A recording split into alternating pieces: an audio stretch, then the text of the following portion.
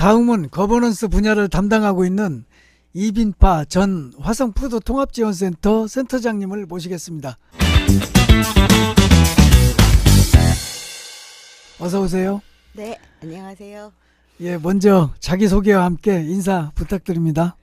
네, 저는 서울 성북구 친환경급식지원센터장을 역임하고 화성시 푸드통합지원센터장과 공공급식 사업국장으로서 활동하던 이빈파입니다.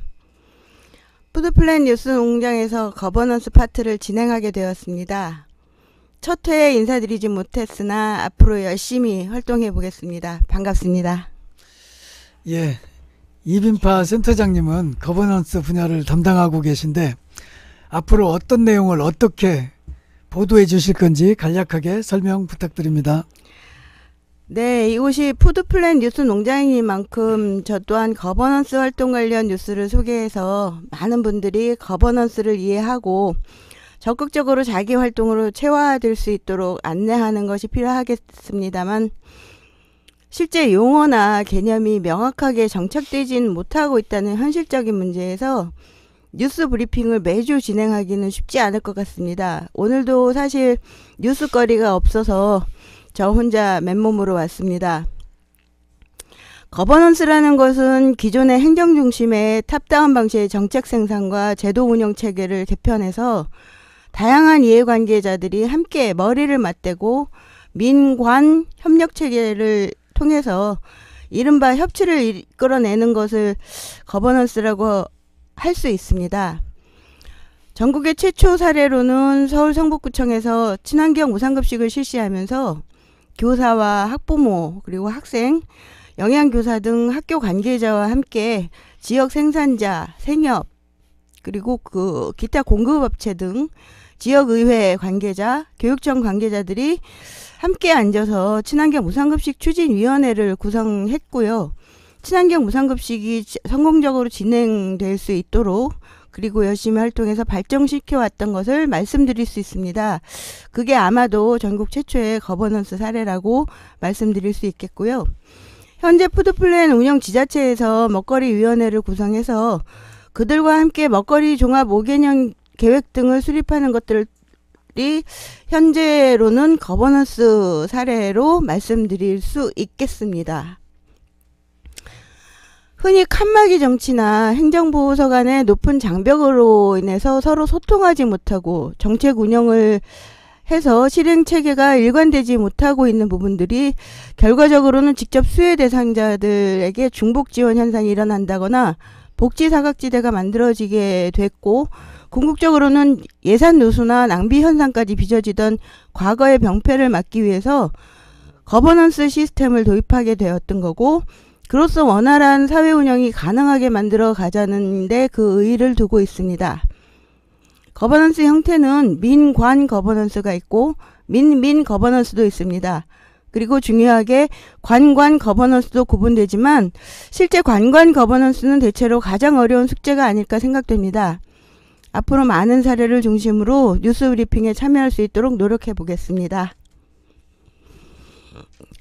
현실적으로 먹거리 거버넌스와 관련된 이야기들이 어떤 형식이든 정책을 만들어내고 상호 네트워크하고 푸드플랜을 운영함에 있어서 교육과 홍보와 그리고 시민들과의 공감대를 맞춰가는 그런 일들을 거버넌스 활동을 통해서 이끌어내고 있는 중에 있고 그 체계가 어느 정도 확대되고 정착된 과제가 제가 화성에 있을 때 공공급식 시스템 운영하던 그런 형식이어서 사실상 이게 지금 화면에 그림이 나가면 아마도 여러분들께 많은 도움이 될 수 있지 않을까라는 생각으로 도표를 화면에 띄울 수 있었으면 합니다.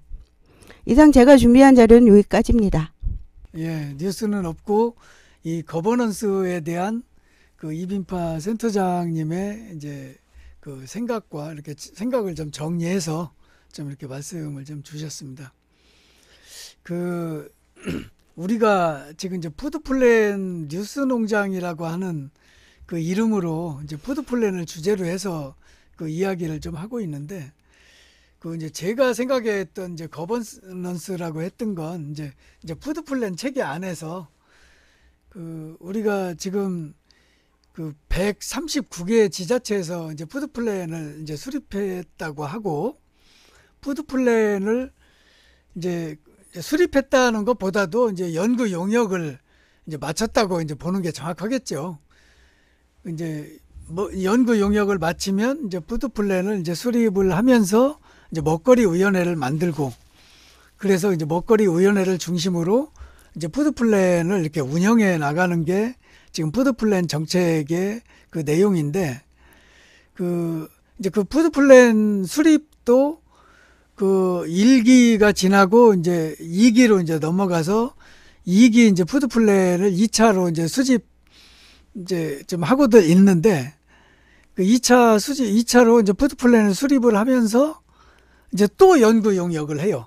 네. 이제 물론 이제 이 부분은 처음보다는 이제 간단하게 하지만 그렇게 하고 또 2기 먹거리 위원회를 또 구성을 하고 좀 이런 시스템으로 운영을 하는데, 그 실제로 이런 거버넌스는 그 시스템 위에서 만들긴 하는데 이것이 진짜 제대로 잘 운영이 되는 것이냐, 좀 이런 문제가 있고, 그리고 어떤 사람들로 이제 구성되느냐도 문제고. 근데 꼭 푸드 플랜이 아니더라도 어떻게 보면 푸드 플랜의 이제 전신이라고 할 수 있는 게 저는 학교급식 지원센터라고 생각을 해요. 그렇죠. 그 학교급식 지원센터가 처음 만들어지면서 그 이제 운영위원회가 이렇게 만들어지고, 학교급식 그 운영위원회가 만들어지는 과정 자체, 그러니까 학교급식 지원센터가 만들어지는 과정도 사실은 거버넌스가 구성돼서 그 힘으로 이제 행정과 함께 학교급식 지원센터를 만들었고, 그리고 그 만든 그 동력이 그대로 운영위원회로 이제 수렴이 이제 초창기는 이렇게 이제 됐었던 거죠. 그래서 이제 학교급식 지원센터 운영위원회가 운영되는 과정이 이후에 푸드플랜 먹거리위원회에서도 이게 이제 모태가 아닌가. 네, 맞습니다. 예, 그렇게 생각을 좀 하고 있는데, 예, 그런 차원에서 보면 이 이제 푸드 플랜이 아직 수립됐다 하더라도 아직 뭐 진행 중이거나 그런 것도 이제 학교급식 지원센터가 뭐 있을 수 있고, 그래서 이제 그 학교급식 지원센터에서 그 거버넌스를 제대로 운영하는지 그거를 관찰하는 게 저는 또 아주 핵심적인 이제 관건이라고 생각을 좀 하거든요. 학교급식 지원센터도 제대로 운영을 못 하는데 이후에 이거를 더 통합적으로 운영하는 먹거리 통합지원센터. 그러니까 푸드플랜이라고 하는 정책, 그러니까 푸드플랜은 한마디로 하면 이제 딱 이제 저는 이제 축이 두 축인데, 운영 체계는 먹거리 위원회고 집행 체계는 이제 푸드 통합지원센터란 말이에요. 예, 그래서 아무리 막 복잡하게 연구 용역을 보면 막 복잡하게 여러 가지를 써놨지만 사실은 이 두 부분이 안 되면 사실은 이건 핵심이 빠진 거다.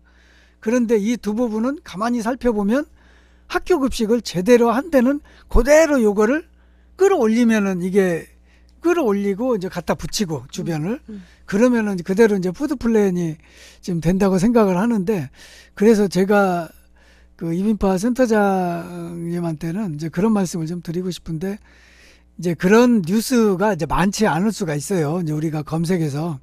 그런데 기존의 학교급식 지원센터들이 그런 역사성을 가지고 있고, 그리고 푸드 플랜도 또 이제 새롭게 이제 통합적인 시스템으로 좀 시행하는 데가 있고, 그래서 그 두 부분들을 좀 잘 모니터를 좀 이렇게 하셔서 그리고 전국에 있는 상황들을 꼭 모범 사례가 아니더라도 모범 사례는 모범 사례대로, 그리고 또 우리가 또 같이 이제 50엄을 통해서 또 이렇게 배울 수 있는 부분들이니까 그런 소식들을 잘 수집해서 좀 이렇게 전해주시면 우리뿐만이 아니라 이 방송을 보시는 분들한테도 상당히 그 지역 현장에서 활동하시는 분들한테도 좀 이제 더 좋은 그런 정보가 되지 않을까 이렇게 생각을 좀 해봅니다. 네, 그래서 제가 말미에 사례를 중심으로 이 말씀을 이 뉴스 브리핑 시간에 이제 말씀을 많이 나눌 수 있게 준비를 해오겠다고 말씀드렸던 거는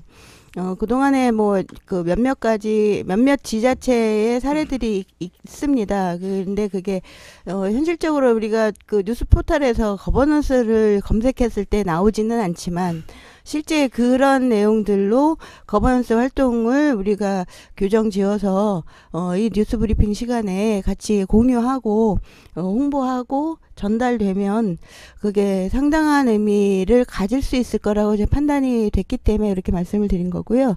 우리 농장장님 말씀하신 것처럼 그렇게 준비해서 다음 주에 뵙도록 하겠습니다. 예, 지금까지 거버넌스 뉴스 브리핑 잘 들었습니다. 수고하셨습니다. 고맙습니다.